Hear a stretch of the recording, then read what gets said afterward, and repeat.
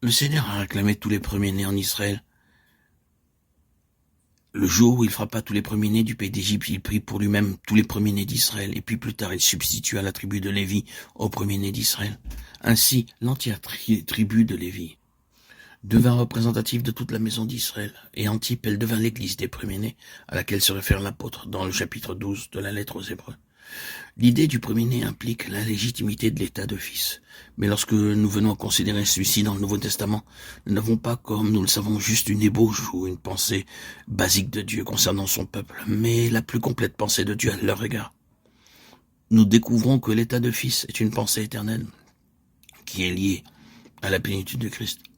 C'est-à-dire que nous sommes renvoyés par la parole de Dieu dans cette épître aux Éphésiens, à ce moment non daté où, dans les conseils de la divinité, tout fut désigné pour être l'héritage du Fils.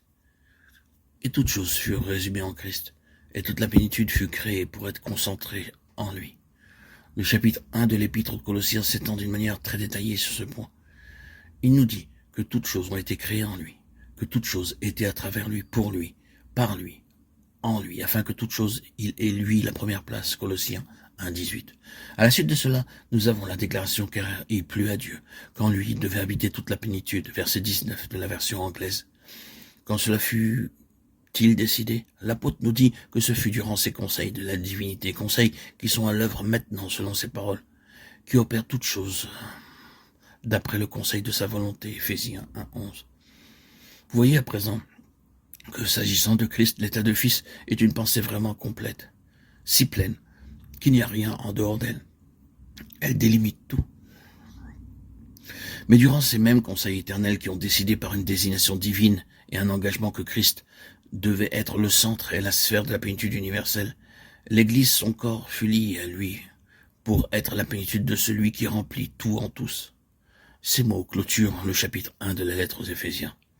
Cela signifie que l'Église est amenée dans cet état de fils et ainsi dans le Nouveau Testament. Nous avons une révélation similaire concernant celui des croyants en tant que pensée complète de Dieu. Et vous avez cette remarquable déclaration au début de la lettre aux Éphésiens au verset 5. Il nous a prédestinés à l'adoption en tant que fils par Jésus-Christ pour lui-même. L'état de fils n'est pas un fait initial dans la vie d'un enfant de Dieu. La naissance ainsi que l'enfance le sont, mais dans le Nouveau Testament, l'état de fils est bien au-delà de cela, quelque chose qui se produit plus tard. Il est lié à la pleine croissance et maturité, et l'adoption des fils est distincte de la naissance, qui fait de nous des enfants de Dieu. Il est évident que s'il y a adoption, il ne s'agit donc pas d'une naissance, et qu'une naissance n'est pas une adoption. Ce sont deux choses différentes.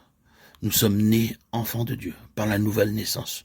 Nous sommes des fils adoptés.